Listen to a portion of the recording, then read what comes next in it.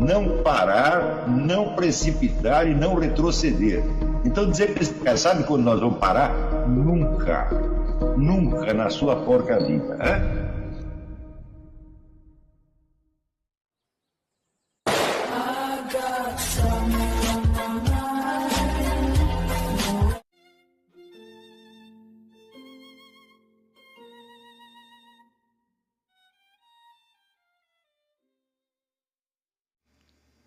E aí pessoal, tranquilo? Então vem aqui antes do vídeo começar, pedir para vocês se inscreverem, quem não for inscrito, compartilhar, curtir, comentar. Quem puder seja membro do canal, que isso ajuda bastante.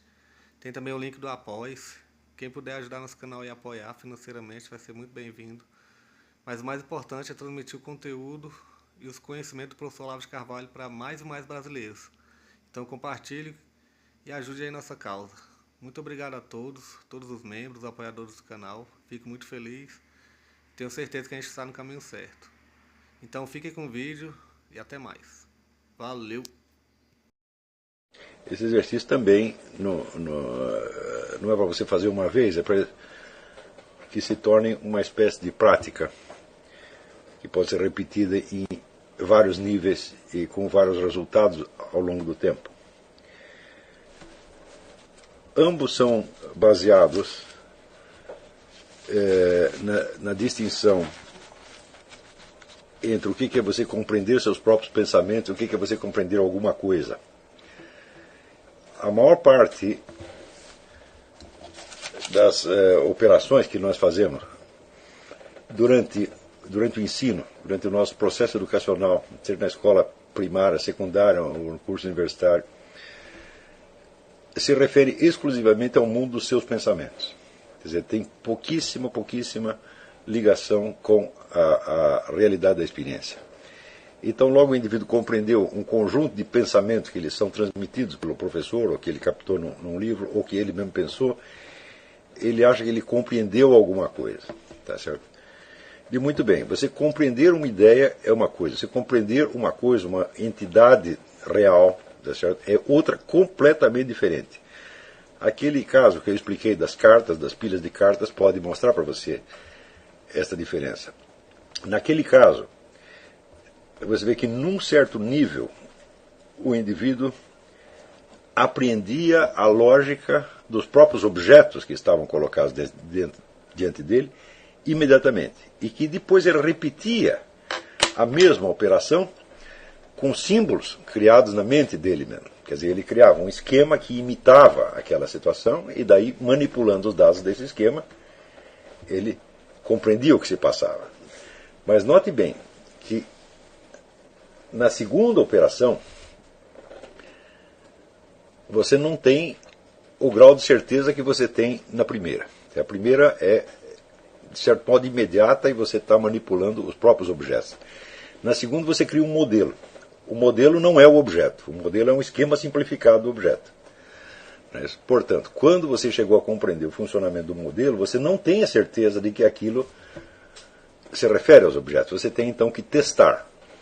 O teste pressupõe então, vamos dizer, um segundo tipo de operações, onde você simultaneamente tem que lidar com os seus pensamentos, com os esquemas mentais criados, e por outro lado você tem que lidar com os objetos propriamente ditos. Tá certo? Então desses objetos, você vai selecionar alguns pontos que correspondem ao esquema que você criou. Após você ter testado, você ainda não vai ter a certeza. Quer dizer que o processo de lidar com os entes do mundo real através dos esquemas mentais que você criou é tremendamente complicado. E praticamente todos os erros, todas as discussões, todas as controvérsias e todas as dificuldades que surgem no mundo da ciência e da filosofia vêm exatamente disto. Tá certo? Então, também é claro que a primeira operação, aquela que você fez, por assim dizer, pensando com as mãos, essa é uma expressão do Denis de Rougemont, pensar com as mãos. O primeiro esquema que você fez pensando com a primeira operação que você fez pensando com as mãos, ela não é verbalmente transmissível. Tá certo? Quer dizer, você percebeu aquilo, mas para você explicar o que você fez, você precisaria transpor esta experiência, tá certo, em signos verbais. Não é isso? Com a segunda operação, você transpõe não em signos verbais, mas em signos, por assim dizer, visuais. Quer dizer, você reconstitui visualmente a coisa na sua imaginação. Mas para você explicar a primeira, você também teria que produzir um esquema mental com palavras. Tá certo? Esse esquema mental teria uma correspondência, vamos dizer, precária com os entes, de modo que a explicação traria novas dificuldades. Tá certo? Quer dizer, na hora que você tenta explicar aquilo, o outro não entende direito, tá certo? Você tem que repetir, tem que tentar de outra maneira, etc, etc, etc. Então, muitas vezes na vida nós somos confrontados, né, com esta opção. Ou eu entendo a coisa e não explico para ninguém, ou eu tento explicar e eu mesmo acabo não entendendo mais nada. É aquele famoso negócio do Santo Agostinho, que perguntavam para ele o que é o tempo, ele diz, olha, quando ninguém me pergunta eu sei, agora quando me pergunta eu não sei mais. Tá certo? Né? Ou então, aquele episódio do meu filho Davi, né, que o sujeito perguntou para ele, mas como é o seu nome? É Davi ou Gabi? Ele disse, pô, agora também já não sei mais.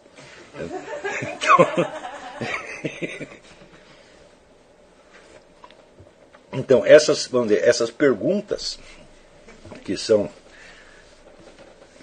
produzidas, vamos dizer, por um estado de inquietação, um estado de insegurança, um estado de dúvida, muitas vezes elas são o elemento paralisante. Muitas vezes nós não chegamos a compreender as coisas simplesmente porque nós queremos compreendê-las. Ou seja, nós suscitamos perguntas, tá certo? E essas perguntas, como elas vêm de uma insegurança de base, a primeira coisa que elas fazem é criar uma distância entre você e o objeto. Ou seja, para você se explicar para si mesmo, para explicar para um outro, tá certo? Você precisa criar novos esquemas mentais. Note bem, os esquemas mentais são realmente esquemas mentais, são criados na sua mente, eles não têm nada a ver com o objeto, é você mesmo que inventa. Mas, então, aí você se afasta novamente do objeto, para você se fechar no mundo dos seus esquemas mentais, para você poder oferecer explicação ou para um outro, ou para você mesmo. E aí você, quanto mais tenta explicar, mais vai se complicando. Tá certo? Eu acho que uma das finalidades da educação seria ensinar as pessoas a contornar essas dificuldades. Tá certo? E operar a inteligência da maneira mais simples e mais frutífera e com menos espírito crítico, tá certo? Porque o espírito crítico, que induz você, vamos dizer, uma análise aprofundada, ele tem a sua função. A função dele é aquela que você, na digestão, tem o suco gástrico. Quer dizer, você ingere a comida e daí tem que ter o suco gástrico para ajudar a digerir. Agora, se não tem comida nenhuma e solta suco gástrico, o que você consegue é uma úlcera. Então, a maior parte das pessoas que eu conheço sofre de úlcera mental. O processo crítico-analítico funciona neles demais e com pouco material. Tá certo? Sobretudo, isto começou a acontecer, sobretudo, na minha própria geração, quando eu era adolescente. Então, tinha muita gente que dizia que era contra o que se chamava decoreba. Né?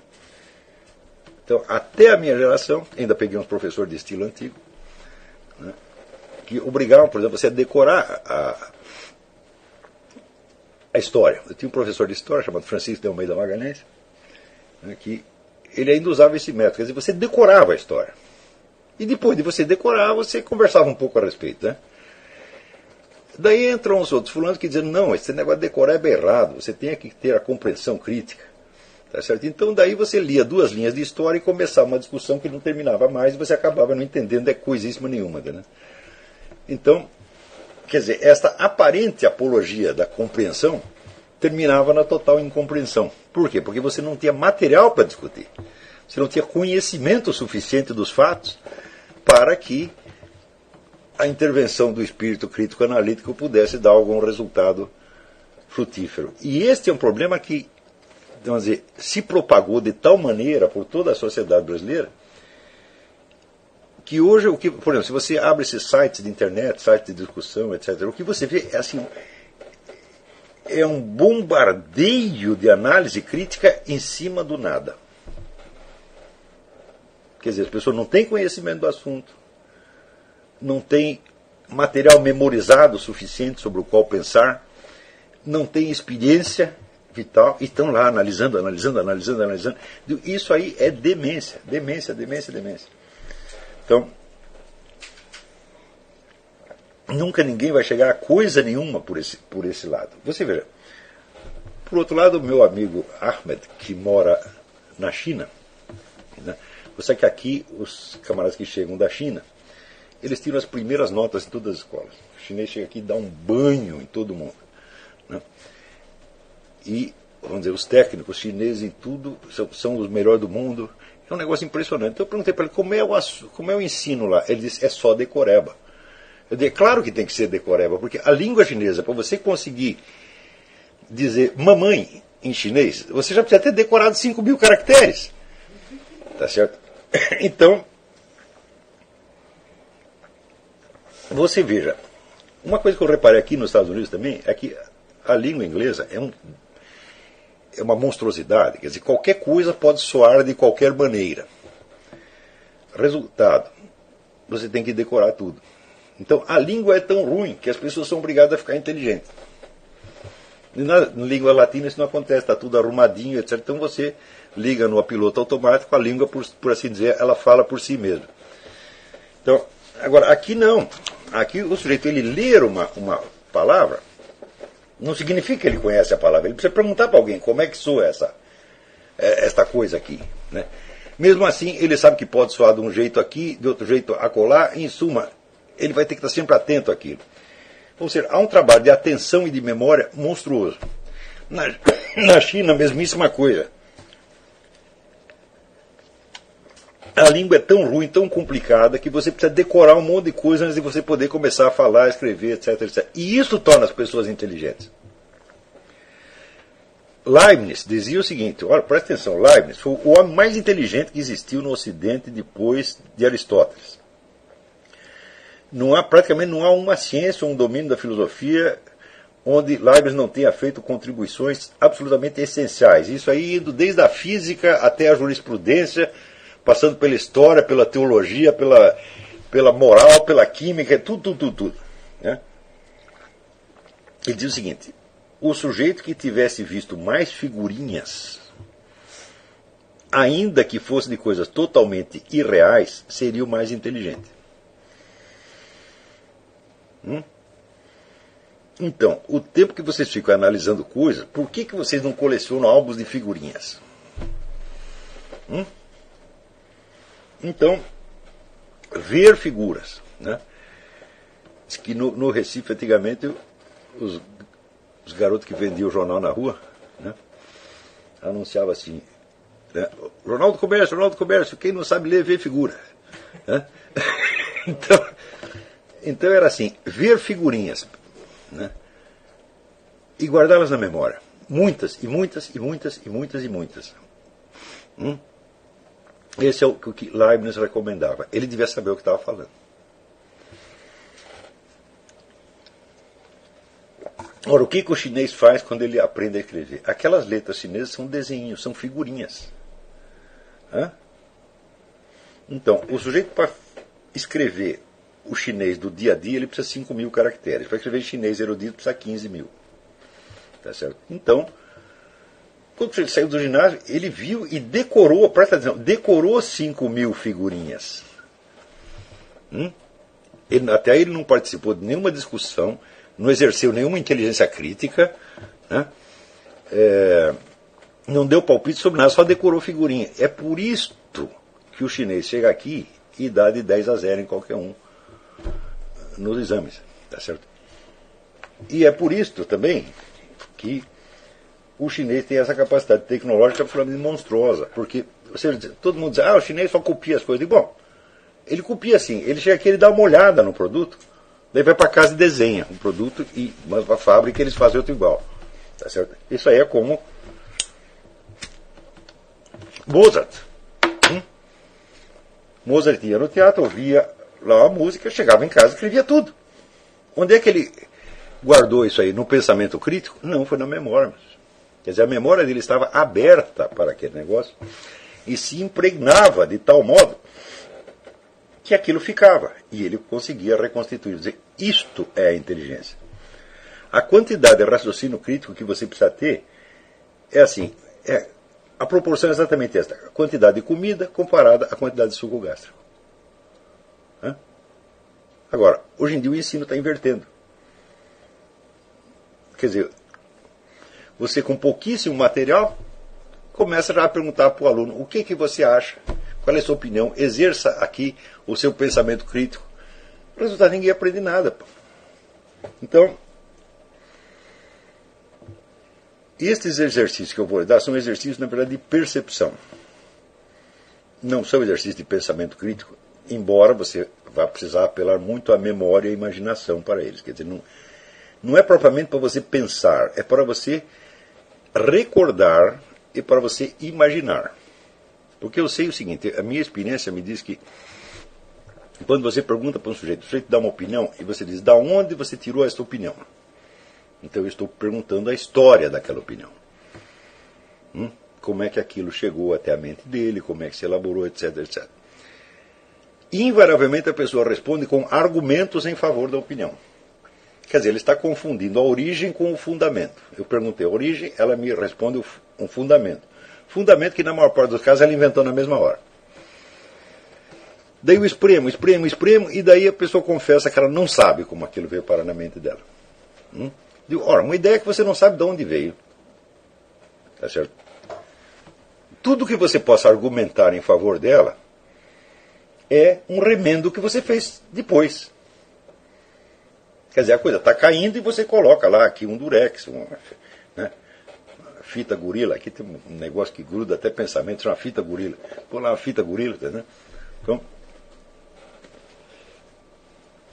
é isso que as pessoas falam. Mas espera aí, mas isso aí é o pensamento na base da gambiarra. Aqui gambiarra chama waiver. Quer dizer, você inventa um waiver, uma gambiarra, e fica lá colando o negócio para não cair. Ora, se o indivíduo não sabe a origem das suas ideias, ele não sabe a sua própria história interior, ele não tem consciência de quem ele é intelectualmente.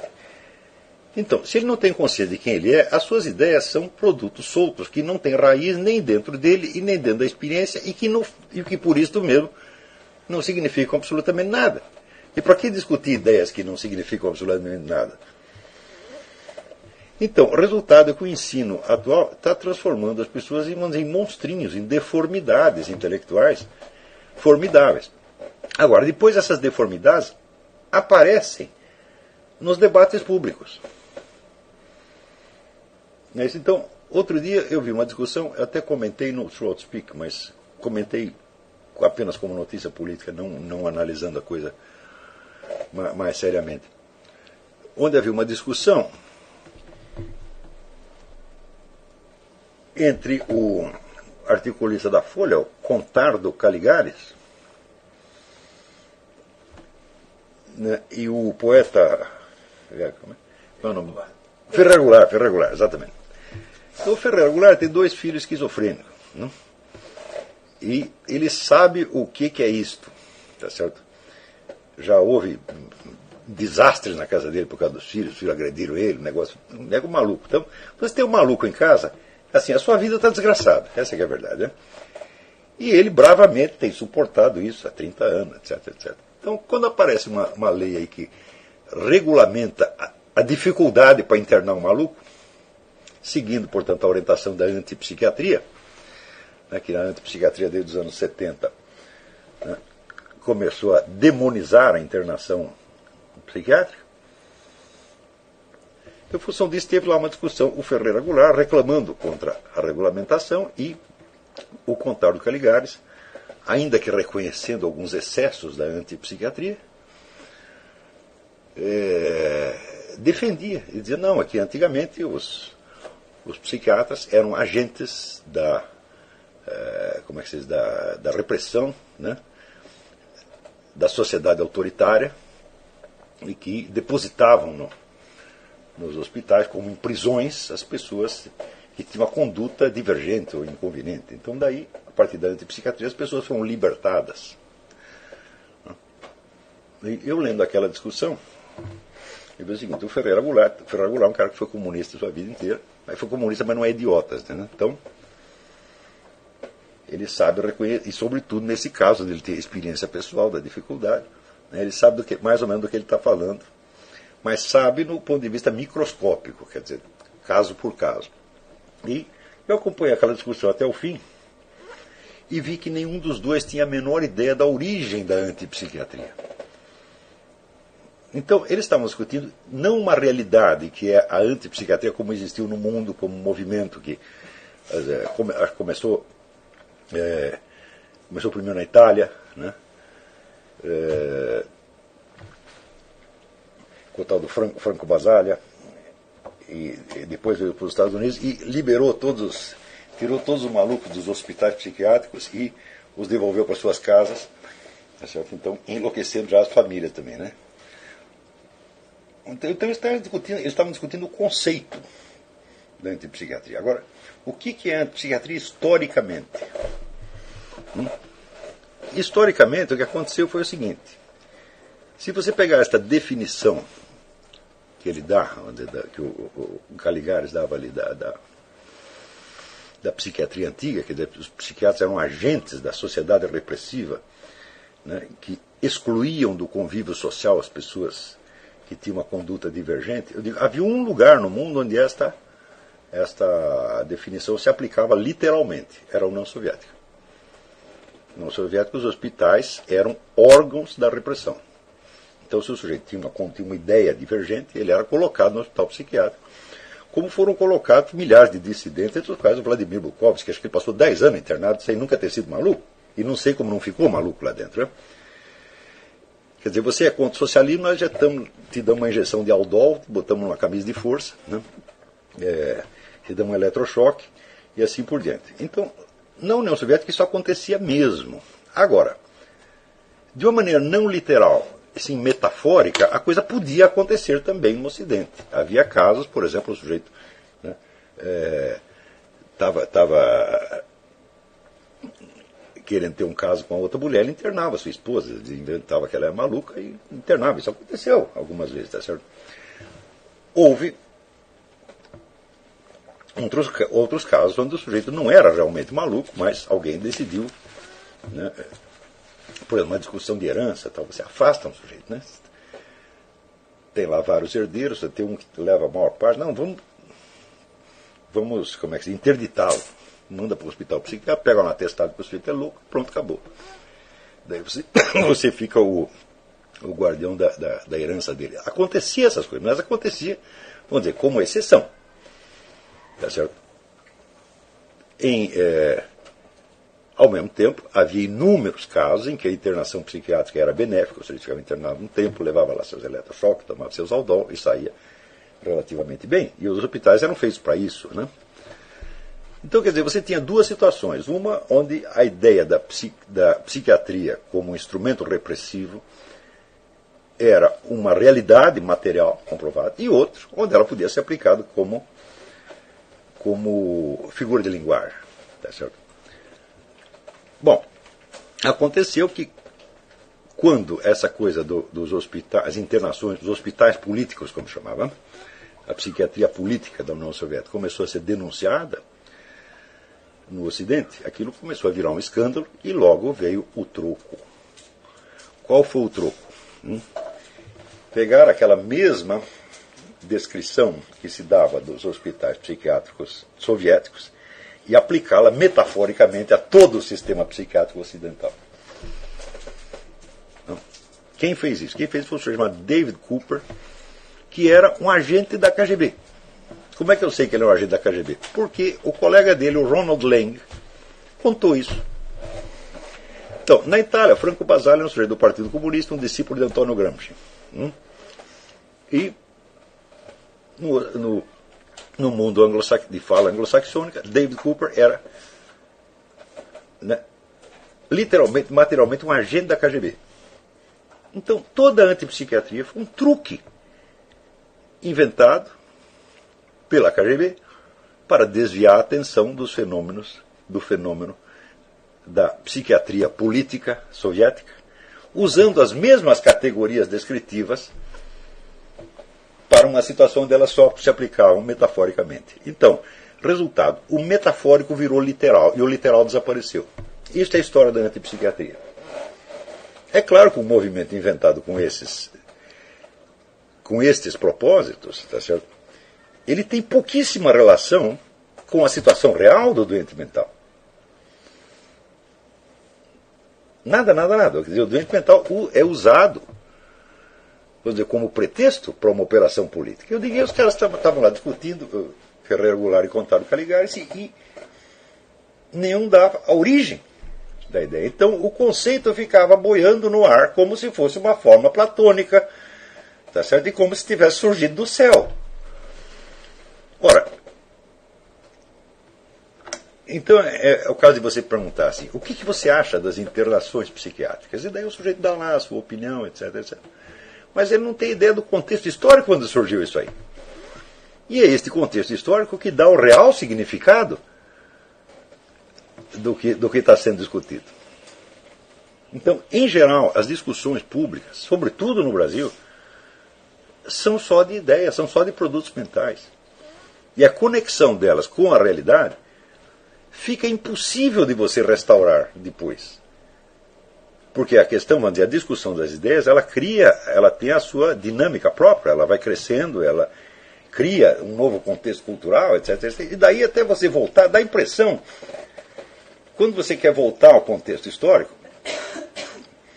daí as pessoas vão dizer, mas isso é argumentum ad hominem, você tem que julgar as ideias em si mesmas e não os indivíduos que as produziram.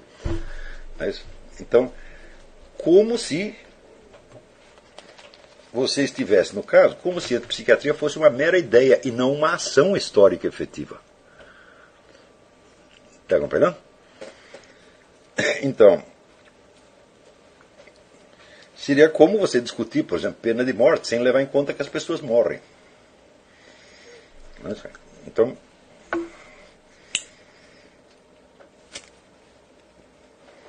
é claro que tudo isso é uma deformidade mental, e é uma incapacidade. E eu gostaria que um dia no Brasil existisse discussões públicas entre pessoas que estão conscientes daquilo que estão falando. Mas, se você não sabe sequer de onde surgiram as suas convicções pessoais, como é que você vai saber de onde surgiram as discussões públicas que estão aí? Quer dizer, você vai pegar os símbolos já estereotipados e prontos e você vai discutir aquilo, acreditando que você está discutindo realidades. Entendeu? Então, isso aí é como duas criancinhas de 5 anos discutindo a vida sexual do papai e mamãe. Entendeu? Eles não vão entender nada. Entendeu? Vão falar de símbolos remotos, né? Então, é que nem a menininha, uma vez eu li, a menina que perguntou, mamãe, o que é orgasmo? A mãe pensou, falou, é como um espirro. Ah, entendi. Então, daí ela vai discutir aquilo como um espirro, tá entendendo? Então, no fim, todas essas discussões, vamos dizer, elas ficam apenas no plano, elas não têm a profundidade do contato com o real. Tá certo? Então, vamos dizer, esse exercício que eu vou dar para vocês vamos dizer, para vocês acostumarem a referir as ideias, as opiniões, ao que elas têm de experiência biográfica real, quer dizer, aquilo que vocês realmente sabem ao longo da vida. Quer dizer, o primeiro exercício é o seguinte, é você perguntar o que é você conhecer alguma coisa, mas pelo amor de Deus, não vai me dar uma resposta teorética, não é isso que eu estou perguntando. Você vai pegar, por exemplo, uma pessoa que você conhece, e outra que você apenas viu, ou que nunca viu. E você vai examinar, na sua experiência, qual é efetivamente a diferença entre uma coisa e outra. Note bem, eu não quero uma explicação teorética. Conhecer é isso assim, assim, assim, assim. Eu quero que você descreva para você mesmo, não precisa descrever nem em palavras. No começo você não vai nem conseguir descrever em palavras. Isso vai lhe aparecer muito confusamente na sua consciência, mas é importante que você reflita isso 1 vez, 2 vezes, 3 vezes, 1000 vezes. Tá certo?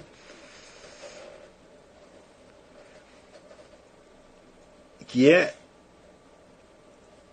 a experiência de conhecer alguma coisa e de não conhecer alguma outra. Tá certo? Você pode fazer isso, por exemplo, com relação a uma pessoa. Mas você pode fazer também com relação, digamos, a uma máquina. Não é isso? Uma máquina que você diz que conhece. E outra que você não conhece. Qual é precisamente a diferença? Ou, digamos, entre um livro que você leu e outro que você não leu. O livro que você não leu, você imagina alguma coisa a respeito do que está lá. Porque senão você nem ouviu falar, você não teve notícia dele, né?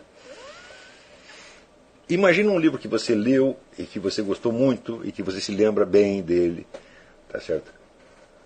Qual é a diferença entre esse livro e um outro que você não leu? Qual é a diferença em termos da sua experiência real? Você verá que esta diferença não pode ser descrita só no nível da informação. Porque você diz, olha, a respeito do livro que eu li, eu sei mais do que do livro que eu não li. Não vai me dar uma resposta dessa. Não é disso que eu estou falando. Porque isso aí não é uma resposta. Isso é a própria pergunta. Então, é claro que o nível de informação é maior, mas não é disso que eu estou falando.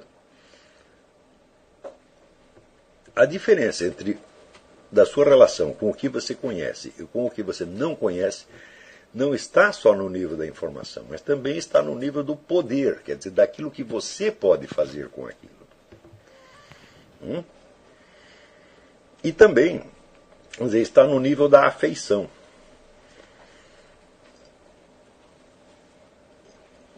Não é isso? Então, com esse exercício, vocês verão que existe um elemento em todo o conhecimento que normalmente nós não associamos com conhecimento, nós associamos apenas com relações humanas, que é o elemento de intimidade ou de proximidade. Onde você sente que aqueles elementos conhecidos já não estão só no objeto, mas fazem parte de você. Então, nesse sentido, como você os incorporou e eles são valores para você, são elementos da sua vida, não é só mais o objeto que é responsável por eles, é você também. Então, de certo modo, você responde por aquilo. E você não responde pelo que você não conhece. Então, existe o elemento de intimidade, né, um elemento de identificação e um elemento de responsabilidade. Por exemplo, você não assume a responsabilidade por uma pessoa que você não conhece. Chega um sujeito para você e diz, olha aqui, o seu vizinho está querendo comprar o meu carro, né, e diz que vai me pagar em 3 meses, você conhece o cara, ele vai me pagar mesmo. Tá? Se você conhece bem o sujeito, confia nele, você diz, não, pode vender, vai firme. Agora, se você não conhece, você vai assumir? Não. Então, o que é que o sujeito conhecido tem que o outro não tem?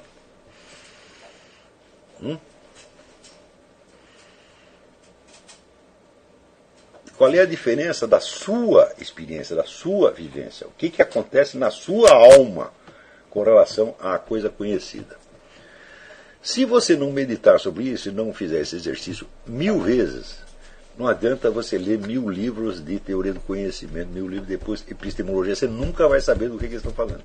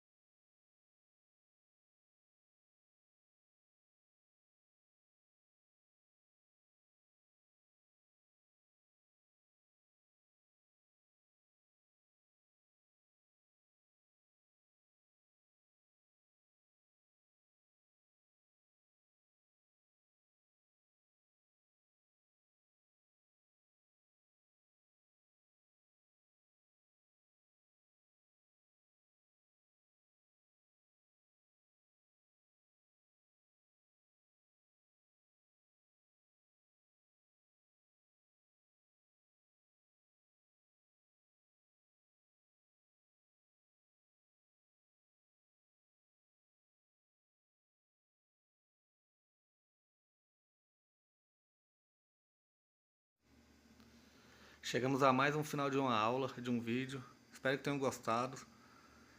Quem não se inscreveu ainda, se inscreva, compartilhe, comente. Ajude o nosso canal, apoie, seja membro.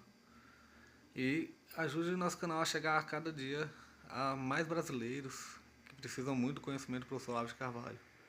Então é isso aí, fique com Deus, até o próximo. Valeu! Então é isso aí, pessoal. Que é o nosso canal. Que são alguns livros que eu já li. A maioria foi doação, mas alguns eu adquiri, professor Olavo de Carvalho. Alguns livros se perderam aí que eu emprestei. Professor Alexandre Costa. A Bíblia Sagrada. 10 lições sobre Karl Marx. Indico a não ler esse livro, que é muito ruim mesmo. Alguns pensadores aqui que realmente, como o professor Olavo de Carvalho disse, não são pensadores. Valeu, tamo junto aí. Apoie nosso canal, seja membro.